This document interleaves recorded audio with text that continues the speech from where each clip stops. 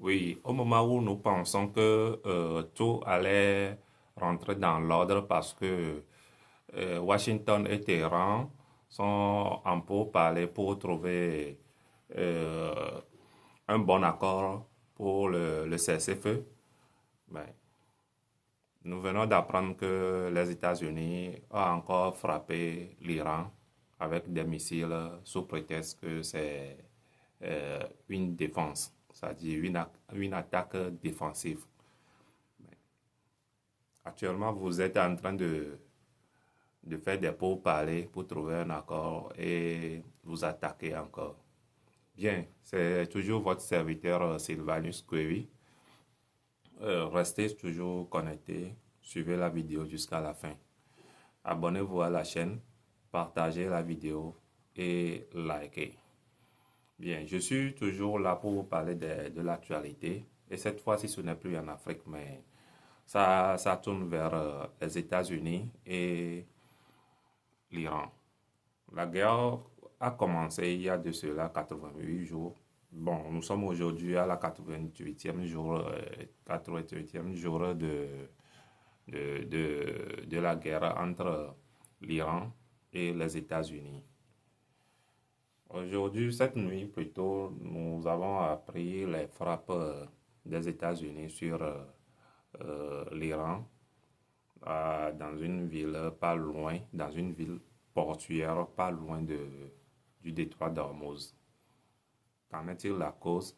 Vous le verrez dans la vidéo que j'ai pu monter pour vous éclaircir et vous mettre à la une des nouvelles également. Mais semblerait-il que les États-Unis accusent l'État iranien de poser des pièges dans le détroit d'Ormuz et c'est suite à ça qu'ils ont lancé leur frappe pour pouvoir contre-attaquer à ça et les empêcher de poser les pièges.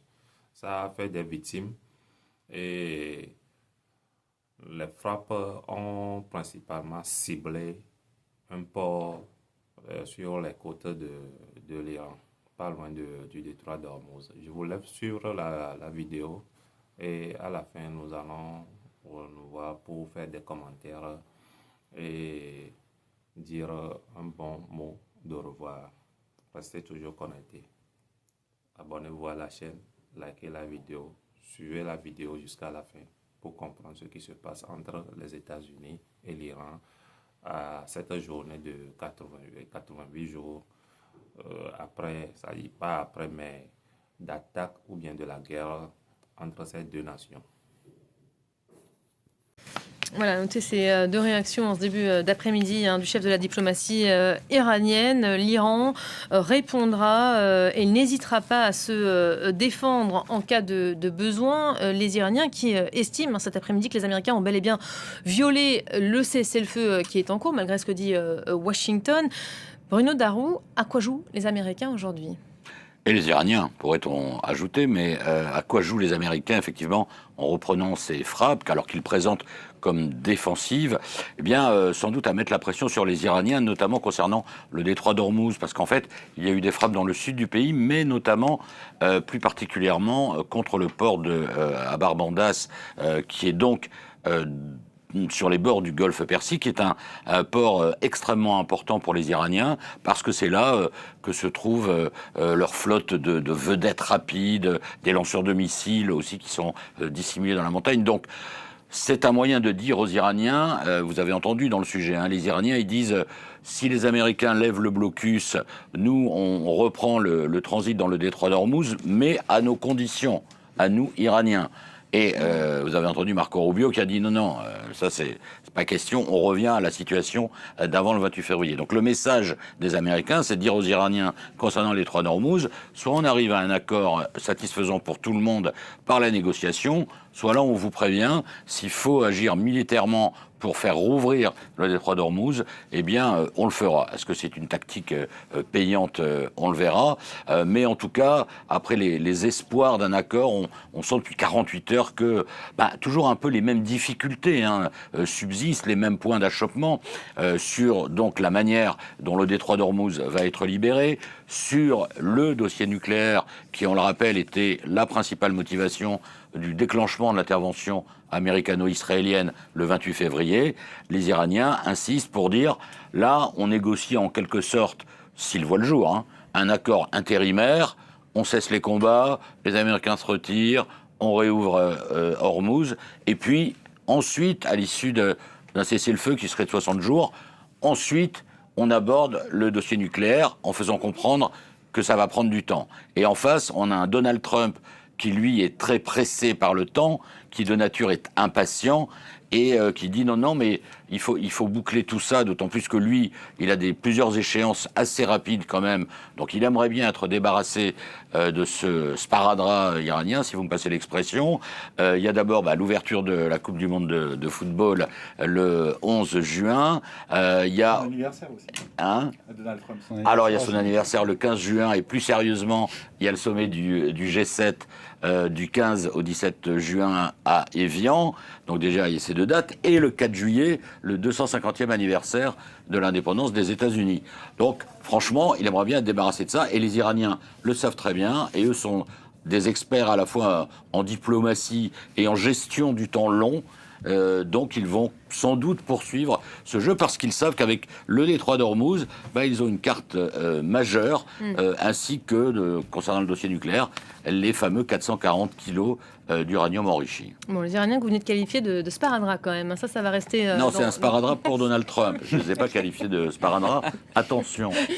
Les Israéliens, est-ce qu'on peut en parler des Israéliens dans tout cela? On a vu la réaction hier de Benjamin Netanyahou face à l'idée même de négocier un accord avec l'Iran. C'est l'autre sparadrap pour Donald Trump ou l'épine dans le pied, parce que en fait, Donald Trump ne peut pas gérer Benjamin Netanyahou à sa guise. Alors bien sûr, il détient l'arme ultime, alors non pas au sens propre du terme, mais au sens du financement par les Américains de tout l'équipement militaire des Israéliens, notamment en termes de munitions.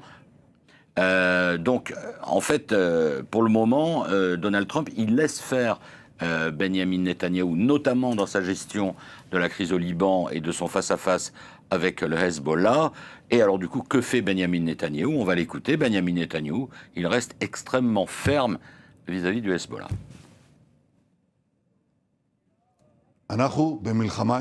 Nous sommes en guerre avec le Hezbollah. Rien que pour ces dernières semaines, nos héroïques combattants ont éliminé plus de 600 terroristes. Je veux que vous le sachiez. Plus de 600 terroristes. Mais nous ne levons pas le pied. Au contraire, j'ai demandé à y aller encore plus fort. Nous sommes obligés maintenant d'augmenter les coûts, accroître l'intensité. Nous allons les écraser. Voilà, nous allons les écraser. Donc, évidemment, ça complique aussi la donne pour Donald Trump, parce qu'il ne peut pas complètement, pour le moment, lâcher Benjamin Netanyahou. Il essaye de le convaincre d'accepter que le Liban soit inclus, et Israël aussi, du coup, évidemment, dans le projet de cessez-le-feu de 60 jours, qui comprendrait évidemment aussi l'Iran et les pays du Golfe, ce que demande Téhéran. Mais pour le moment, vous l'entendez, Benjamin Netanyahou, il n'est pas du tout dans ce mood, comme on dit, il n'est pas du tout dans cet état d'esprit, et au contraire, lui, il a aussi des échéances, Benjamin Netanyahou, des élections qui arrivent, qui ont été anticipées, qui arrivent à la fin de l'été normalement, et les sondages ne sont pas très bons pour lui, donc il surenchérit dans la stratégie militaire en espérant que ça lui permettra de remporter sur le fil les prochaines législatives. Mais à un moment, peut-être que Donald Trump va lui dire « Écoute, là, il faut faire un gros effort sur le Liban », parce qu'on voit bien que le lien entre ce qui se passe entre Israël et le Liban et entre les États-Unis et l'Iran, eh bien c'est le Hezbollah, puisque le Hezbollah est armé par l'Iran. Et donc, voilà ce que Donald Trump est en train de gérer aussi, et c'est pas facile. Trump, pour qui la situation visiblement n'est pas suffisamment compliquée, il rajoute un argument sur la table, il remet les accords d'Abraham en haut des dossiers. Oui, parce que ça reste toujours... Alors, en étant optimiste, on peut se dire qu'évidemment, une sortie par le haut, ce serait une sortie par ces accords économiques, qui forcément écarteraient la tentative de conflit entre ces pays. Les accords d'Abraham, qui ont été signés avec certains pays, Bahreïn, les Émirats Arabes Unis. Là, Donald Trump dit non, il faudrait aussi qu'il y ait le Qatar, l'Égypte, la Jordanie, la Turquie. Bon, ça s'annonce compliqué. L'Arabie Saoudite, on se souvient que Israël et l'Arabie Saoudite étaient proches d'un accord avant le 7 octobre 2023. Mais là aussi, ça va être très difficile. Idéalement, ce serait une bonne chose, peut-être, pour le business. Trump a même songé un moment, il a fait un post avec une carte de l'Iran où il y avait marqué United States of the Middle East et un drapeau américain sur l'Iran. Donc pour lui, alors c'est vraiment pas un idéologue, l'Iran, s'ils veulent, c'est un grand pays avec plein de savoir-faire. S'ils veulent faire partie de ces accords d'Abraham, ce serait génial. Mais là, c'est un peu le monde rêvé de Donald Trump. Concernant en particulier l'Arabie Saoudite, il est hors de question pour elle de reconnaître l'État d'Israël, parce que les accords d'Abraham, ça suppose de reconnaître l'État d'Israël, s'il n'y a pas la solution à 2 États en Palestine qui est posée. C'est pareil pour la Jordanie et c'est pareil pour le Liban. Donc on n'est pas sorti de l'auberge. Voilà, c'est une bonne conclusion de Bruno Darou. Je ne peux pas proposer mieux. Merci beaucoup. Bruno, jusqu'à évidemment nouvelles déclarations et nouveaux événements qui changeraient encore la donne. Alors, on va repartir sur le détroit d'Ormuz. Grégory, on a entendu Marco Rubio dire ce détroit, il doit rouvrir. Oui. Mais dans les faits, les Iraniens, ils ont toujours la main. Enfin, c'est facile à dire, le détroit doit rouvrir. Mais les Iraniens, ils ont la main sur ce détroit. Oui, alors d'abord, si on prend un peu de hauteur, ce détroit, il est bloqué depuis le 28 février. Depuis le début de l'intervention israélo-américaine par les Iraniens. Ensuite, il y a toujours ce double blocus, puisque vous avez les Iraniens qui bloquent une partie du détroit avec quelques navires qui arrivent à passer entre les gouttes, ou qui le laissent passer, plus précisément. Et puis vous avez le blocus naval américain qui est un peu plus loin en mer d'Arabie et qui est toujours positionné. Donc il y a quand même ce double blocus qui, pour l'instant, est toujours en place. Maintenant, sur l'urgence de rouvrir, oui, mais par quels moyens ? Par les moyens diplomatiques, par la négociation qui se déroule en ce moment, notamment au Qatar où se trouve Jordan Olivier. On sait que vous avez 2 représentants de la République islamique qui sont encore aujourd'hui au Qatar à discuter de plein de sujets compliqués, notamment les avoirs iraniens, mais aussi du détroit d'Ormuz. Donc est-ce que c'est la diplomatie qui va permettre la réouverture de ce passage ou est-ce que c'est l'action militaire ? C'est toute la question. Ce qui s'est déroulé la nuit dernière avec ce que Donald Trump n'a pas qualifié de broutille, mais qu'il pourrait qualifier de broutille parce que ça rappelle un épisode précédent, c'était exactement dans cette zone, à Bandar Abbas, sur une île juste à côté. Donc est-ce qu'il y aura à un moment donné une volonté américaine de passer à la phase militaire pour libérer le détroit ? Ce serait assez audacieux, je parierais plutôt sur la diplomatie. Mais la diplomatie, ça prend du temps. On voit combien les négociations sont compliquées, difficiles, combien certains sujets ne se régleront pas en quelques heures, comme l'a dit Rubio, notamment le nucléaire. Donc oui, il faut rouvrir Ormuz, mais à quelle échéance ? C'est quand même une question qui se pose. On va écouter ce responsable iranien qui estime que la souveraineté de l'Iran sur le détroit d'Ormuz est essentielle à un accord de paix avec les États-Unis. L'un des piliers fondamentaux de ces victoires remportées par notre grande et remarquable nation est notre position géopolitique. Le détroit d'Ormuz, nous ne l'inclurons jamais dans les négociations comme nous l'avons fait pour la question nucléaire.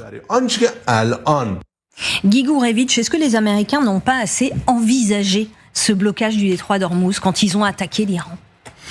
D'une façon générale, je pense que toute cette opération, on l'a suffisamment dit, tous manquait d'objectifs précis, de stratégie, de perspectives sinon à long terme, au moins à court terme et à moyen terme, et on le paye aujourd'hui.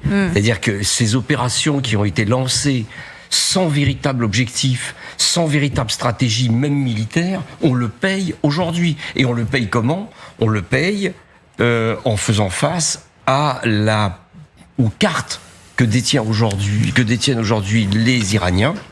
Hormuz, c'est devenu l'une de leurs armes fatales. Bien sûr. Enfin, le détroit d'Hormuz aujourd'hui, c'est leur arme nucléaire. C'est même beaucoup plus important que les 440 kilos d'uranium enrichi, qui sont une pièce dans le jeu d'échecs. La vraie carte aujourd'hui, c'est le détroit d'Hormuz. Et en plus, les Iraniens découvrent au fur et à mesure des discussions l'importance de ce détroit. Car au-delà en dessous de la surface, qui est la surface de navigation des navires, il y a en dessous les câbles sous-marins. Et ça, c'est une carte maîtresse dans le jeu des Iraniens.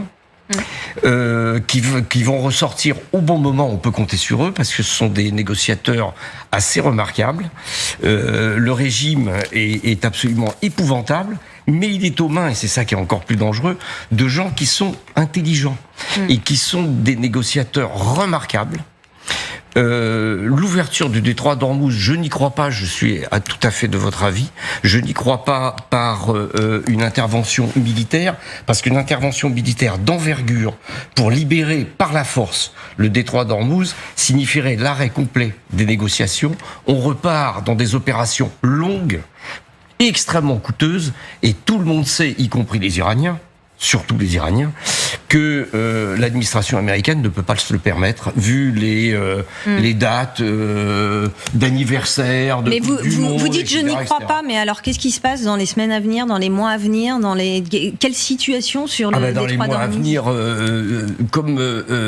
à mon humble avis, on est en train de définir un cadre de négociation, c'est-à-dire c'est-à-dire de quel sujet on va parler, dans quel ordre, sur quel calendrier, avec quels interlocuteurs. Ça, c'est le cadre. Une fois qu'on a défini ce cadre, on peut peut-être penser à une réouverture au moins partielle, mais suffisante, du détroit d'Hormuz, et après, on va commencer à discuter. Ouais. On va commencer à discuter des vrais sujets. Et sous quelles conditions? Parce que vous avez vu sous quelles conditions l'idée évidemment des Iraniens de taxer le passage des navires, que ce soit pour des frais de fonctionnement, pour une taxe environnementale ou pour du racket tout simplement. Enfin, faut appeler un chat un chat. Donc il y a aussi, si on allait vers une réouverture progressive, de savoir sous quelles conditions. Juste un mot pour rebondir sur ce que vous disiez sur le manque d'anticipation. Je peux pas croire que l'administration américaine, l'état-major, n'est pas imaginé une seconde. Ouais. Enfin, nous-mêmes en plateau, souvenez-vous, pendant tout le mois de février, quand on se demandait qu'est-ce que Trump va faire, un jour sur deux, le colonel venait nous dire et puis il y aura un problème dans le détroit d'Hormuz parce que les Iraniens peuvent le bloquer, on le sait. C'est vous ou un de vos collègues militaires qui disait dans tous les wargames, dans tous les jeux de guerre, c'est intégré dans les écoles militaires, le blocus du détroit d'Hormuz, comment on gère ça. Donc je peux pas imaginer que le chef d'état-major Kane ou les conseillers Moyen-Orient à la Maison-Blanche n'aient pas imaginé ça. Ils ont lancé l'opération en sachant qu'il y avait ce risque. Alors on va aller. Vous vouliez réagir? Oui, maintenant il est vrai, et ça a été prouvé dans ce conflit, c'est que les Américains sont arrivés un petit peu, je dirais, les mains dans les poches. Concrètement, ils n'ont pas anticipé Hormuz. Deuxième point, ils sont arrivés avec une logique, une stratégie qui était liée à la guerre qu'ils avaient fait en Afghanistan et en Irak, etc., avec des Reapers extrêmement lents. Ils ont perdu une quantité d'avions incroyable. On parle de 42 aéronefs. Donc c'est complètement sidérant, sachant qu'encore une fois, ceux que soi-disant, ils avaient la maîtrise du ciel en Iran. Tout ça fait qu'il y a comme des choses extrêmement bizarres qui apparaissent et qui démontrent une forme d'amateurisme. C'est quand même assez étonnant quand on voit la dimension de la force américaine. En fait, cette force américaine n'était pas adaptée à la mission. Ils ont une force maritime qui est à 1000 km, elle s'est pas adaptée à des opérations de Hormuz, etc. Donc c'est le cœur du problème. Et cette inadaptation fait qu'aujourd'hui, ils sont en situation délicate et qui mène le bal, ce sont les Iraniens. Ouais. Autre sujet épineux au centre des discussions entre les Iraniens et les Américains, il y a l'uranium enrichi. On retrouve Sonia Dridi à Washington. Est-ce que Trump est prêt à lâcher du lest sur l'uranium enrichi, Sonia? Oui, Donald Trump semble commencer à lâcher du lest sur ce point clé des négociations, l'uranium enrichi iranien, puisqu'hier, il a écrit sur son réseau social Truth, l'uranium enrichi poussière nucléaire sera soit immédiatement remis aux États-Unis et détruit, soit de préférence en collaboration avec la République islamique d'Iran, détruit sur place ou dans un autre lieu acceptable. Jusqu'à présent, il assurait qu'il fallait absolument que les États-Unis disposent de cet uranium uranium enrichi uranien. Il y a quelques semaines, dans une interview au téléphone avec une journaliste de PBS, elle lui a demandé, dans le cadre des négociations, et on entend que cet uranium enrichi pourrait être exporté aux États-Unis. Il avait dit non, ce n'est pas pourrait. Cet uranium enrichi sera exporté aux États-Unis. Donc on voit en effet qu'il commence à lâcher du lest. La semaine dernière aussi, il disait à propos de cet uranium enrichi, nous le prendrons, nous le détruirons sûrement une fois que nous l'aurons, mais nous ne pouvons pas laisser les Iraniens en disposer. Mais on sent bien un Donald Trump pressé d'en terminer avec ces négociations. Il déclarait, selon The Atlantic, à un proche il y a quelques semaines qu'il était lassé de cette guerre, et on le sent aussi quelque peu déstabilisé par les méthodes de négociation des Iraniens. Merci beaucoup Sonia Dridi. Guy Gourevitch, pourquoi il lâche du lest sur ce point-là ? Il lâche du lest parce que ça vient d'être très bien dit d'ailleurs. Il est là, il en a, mais super assez de cette histoire. Il en a, oui, j'osais pas utiliser le ras-le-bol de son truc. C'est pas possible. D'abord, il perd la face, chaque jour qui passe, il perd la face. Aujourd'hui, c'est les Iraniens qui sont maîtres des horloges, qui disent ce qu'il faut faire, à quel moment il faut faire ou pas. Il est tout à fait exact que les militaires américains avaient parfaitement prévu que le détroit d'Ormuz serait bloqué. Le problème n'est pas les militaires américains. Le problème est la Maison-Blanche, qui n'a jamais écouté ni la CIA, ni les militaires américains, ni les forces spéciales qui avaient l'expérience de lancer ce type d'opération. Ils n'ont écouté absolument personne, sauf les Israéliens, qui leur ont vendu le fait que, d'ailleurs ils le croyaient eux-mêmes, on pourrait mettre à genoux les Iraniens relativement vite. Alors aujourd'hui, oui, ils lâchent du lest, ils lâchent même tout le lest possible et imaginable pour une chose, avoir enfin la réouverture du détroit d'Ormuz, ce qui permettrait de dire, voilà, j'ai gagné quand même, j'ai gagné toute cette opération, a servi à renforcer, etc. Alors que c'est une illusion parfaite puisqu'il était ouvert avant de commencer les opérations. Alors quand Trump dit être prêt à ce que l'uranium soit détruit en Iran, comment on détruit cet uranium ? Vous le brûlez, vous le détruisez. Ça, je pense que c'est pas très grave. Encore une fois. Et ça se fait ça devrait se faire sous supervision. Oui, bien sûr, bien sûr. Mais l'AIEA sera présent. Ça va rentrer dans les négociations, dans les discussions. Donc il y aura une mécanique générale pour vérifier que c'est effectivement détruit. Et puis vérifier également, parce que vous savez qu'il y a des tonnes et des tonnes d'uranium qui ont été enrichis à des niveaux inférieurs. Pour savoir où ils sont, les stocks, etc. Ça, c'est la première chose. La deuxième chose, l'uranium, je pense, c'est la seule marge de manœuvre que les Américains ont, parce que aujourd'hui, si c'est enterré sous des tonnes de terre à 400 mètres sous terre, etc., dans des abris à Ispahan, etc. Aujourd'hui, je pense que les Iraniens peuvent lâcher cette partie-là. Vous voyez ce que je veux dire ? Donc en fait, c'est la seule marge de négociation fonctionnelle. Concrètement, il dit, voilà, j'ai détruit les 440 kilos d'uranium enrichi à 60%, et en même temps, vous voyez, les Iraniens, là, ça leur permet de contrôler quelque chose. En fait, le problème, c'est que Trump, il maîtrise plus la discussion. Et donc, les deux seuls points qu'il a, un, c'est l'uranium, et deux, c'est éventuellement de lâcher les avoirs iraniens, parce que les sommes sont extrêmement importantes, donc c'est les deux seules marge de manœuvre qu'il est. En aucun cas, elle est militaire, et en aucun cas, je veux dire, elle correspond à une relation tactique. Donc on est vraiment dans une discussion qui est très compliquée, et malheureusement, Trump, par son emballement, par le fait qu'il en parle sans arrêt, c'est comme sidérant que dans une négociation aussi complexe que celle-là, il passe son temps à faire des tweets, à discuter, à dire ce qu'ils sont en train de faire, pas faire, etc.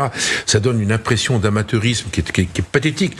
Et je pense que ça peut lui coûter cher en termes d'image, à moyen terme, dans le cadre des négociations, des élections, et puis de son rapport à l'opinion publique américaine, qui va finir par comprendre que c'est n'importe quoi. Mais d'ailleurs, on a vu ces derniers jours des critiques très très vives dans son propre camp, Grégory, le camp républicain. Oui, le sénateur Ted Cruz, qui je crois qui est un sénateur républicain du Texas, qui utilise le mot désastre, le sénateur Lindsey Graham, alors qui est considéré comme un faucon dans le camp républicain, qui dit que cet accord c'est une catastrophe. Il y a un autre sénateur républicain qui dit cet accord ne vaudra même pas le prix du papier qu'on va utiliser pour l'imprimer. Donc vous avez même au sein du camp républicain des gens qui considèrent que l'accord qui va être conclu est, à leurs yeux, pire que l'accord conclu par Obama en 2015, que Trump vilipendait, etc. Où, en gros, on revient à peu près aux mêmes conditions, voire pire aux yeux du camp MAGA. Non, il fait face à une vraie fronde, y compris au sein de son camp, avec les échéances dont vous parliez à l'instant. Très bientôt, bon, son anniversaire, ça c'est un peu pour l'anecdote, mais les festivités organisées sur la pelouse de la Maison Blanche avec ce combat de MMA, puis l'anniversaire des États-Unis, 250e anniversaire le 4 juillet, puis avant ça la Coupe du Monde, puis les élections de mi-mandat le 3 novembre. Donc on voit bien qu'il y a quand même en termes de calendrier, s'il est encore empêtré dans la guerre en Iran au moment de cette phase, c'est un gros problème pour Trump, évidemment. Ouais. Alors, je vous disais qu'on allait voir un peu plus précisément quels étaient les sites qui avaient été touchés lors de ces frappes, notamment Bandar Abbas et dans le détroit d'Ormuz. On va le regarder carte à l'appui avec Fanny Wegscheider. Et montrez-nous ces zones, Fanny. Eh bien, c'est ici, vous le disiez, à Bandar Abbas que ces frappes ont été les plus violentes. On est dans le golfe Persique, donc sur la rive nord du détroit d'Ormuz, une grande ville portuaire stratégique pour l'Iran. C'est donc ici que ces frappes dites défensives par les États-Unis ont eu lieu hier. Alors, on va voir également que, plus précisément, le porte-parole du CENTCOM, le commandement central de l'armée américaine, a déclaré que c'était des sites de lancement de missiles ainsi que des navires iraniens qui tentaient de poser des mines qui auraient été visés dans cette zone du détroit d'Ormuz. Regardez également ceci, ce sont les images justement de ces frappes à Bandar Abbas et autour, ces frappes américaines donc qui ont provoqué de fortes explosions. C'est en tout cas ce que disent les médias iraniens, explosions entendues autour de minuit pendant la nuit. Des images également qui, selon le Wall Street Journal, feraient suite à une escalade de tensions les heures précédentes dans le secteur de Bandar Abbas, avec notamment des navires iraniens qui auraient été coulés par les forces américaines, coulés parce qu'ils tenteraient de mettre des mines dans le détroit d'Ormuz, ce qui aurait ensuite entraîné une riposte de l'Iran qui aurait visé avec des missiles sol-air vers des avions américains, avant donc les images qu'on vous a montrées tout à l'heure, c'est cette réponse américaine donc avec ces bombardements durant la nuit. En tout cas, ce que l'on sait, c'est que du côté donc de Bandar Abbas, et de toute cette zone du détroit d'Ormuz, des sites de lancement ont donc été visés. Or, il y a à peu près 2 semaines, le New York Times, qui reprenait des informations du renseignement américain, affirmait que 30 des 33 sites de lancement de missiles iraniens situés sur le long du détroit d'Ormuz étaient toujours opérationnels malgré la guerre, ce que dément en revanche la Maison Blanche. Merci beaucoup. Ça prouve, Sandrine Weiss, que c'est vraiment cette zone du détroit d'Ormuz qui concentre le plus l'attention aujourd'hui, parce que c'est ce bouchon qui coince l'ensemble de l'économie mondiale. C'était une frappe offensive ou bien défensive. Les États-Unis ne peuvent pas se permettre de faire ces frappes actuellement, parce qu'ils sont en pourparlers pour trouver un accord de paix et le cessez-feu. Trouver un accord pour que le détroit d'Ormuz reste toujours opérationnel ou bien soit accessible à la navigation. Actuellement, le peuple iranien est en train de souffrir parce que qu'après ces attaques, bien ces frappes sur leur territoire, il y a plusieurs des industries ou bien des usines qui ont été touchées, ce qui fait qu'il y a eu beaucoup de chômage, beaucoup de galères dans le pays. Et il y a l'insécurité aussi. L'homme ne peut pas dormir la nuit et ne pas penser aux frappes. C'est-à-dire on peut les frapper avec les missiles à tout moment. Dormir et ne pas se réveiller. Bref, c'est Sylvanus Quevi qui vous apporte au cœur de l'actualité. Abonnez-vous à la chaîne et restez toujours ça et activez plutôt la cloche de notification pour ne rien rater et restez toujours connectés pour les actualités à venir. Merci.